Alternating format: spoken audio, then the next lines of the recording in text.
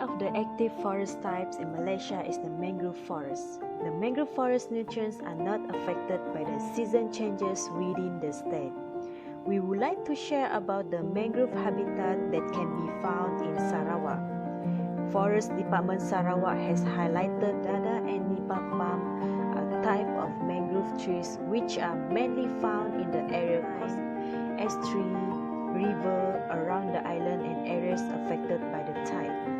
The study found that there is a very high diversity of mangrove species in hot and humid conditions due to a number of ecological niches of hot and humid climates in Sarawak.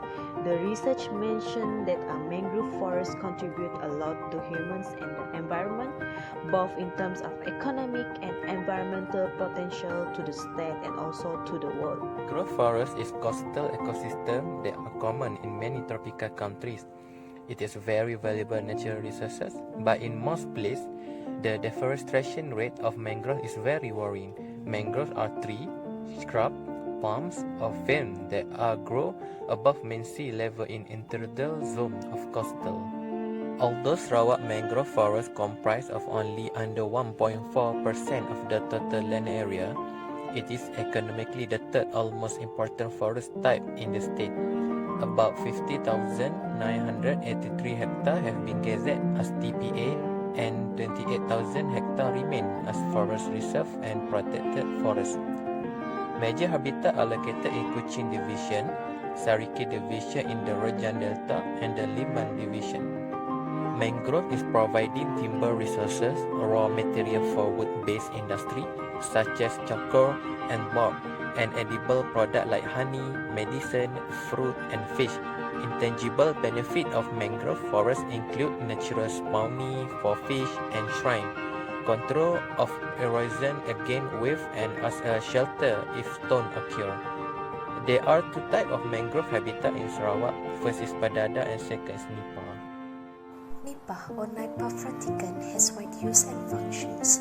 It can be used commercially in traditional products such as roof materials, cigarette wrapper or medicine. It is one of the most common and useful palms in mangrove forests. This species is very useful and ecologically as the habitat does not compete with the food crops and it was in sustainable growth. Besides, Solanaceae species, or commonly known as Bedada, is important to the species that lives in the mangrove forest. For instance, at Teluk Asam, there are many leaves and broken branches of these Bedada trees, which indicates that it was the food of the monkey. This monkey is preferring to consume young and more succulent leaves, which are less toxic.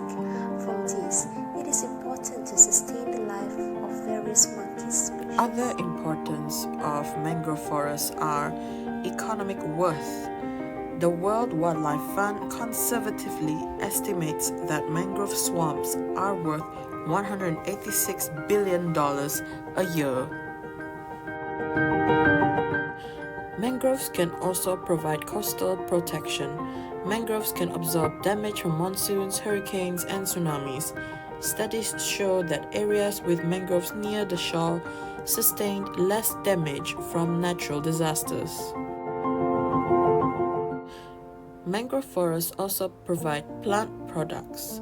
Research has also shown extracts from mangroves bark has antimicrobial properties and can reduce ulcers and has antioxidants. The mangrove forest also provide the potential for recreational, cultural, and tourism activities.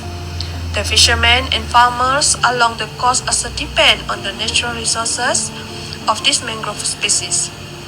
Mangrove forests are deteriorating due to overexploitation, deforestation, land reclamation, and pollution.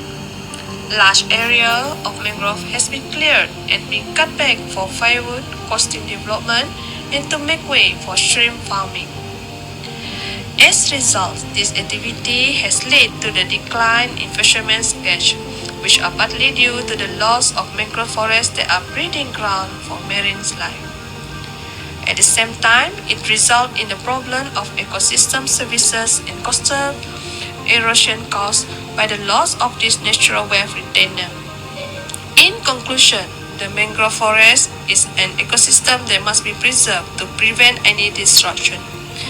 The conservation of mangrove forests can be enhanced by gazetting all remaining mangrove forests within forest reserve or protected area, managing mangrove forests as fishery reserve to encourage environmentally sensitive and commercial aquaculture activity, raising public awareness and educating the community to discourage indiscriminate clearing.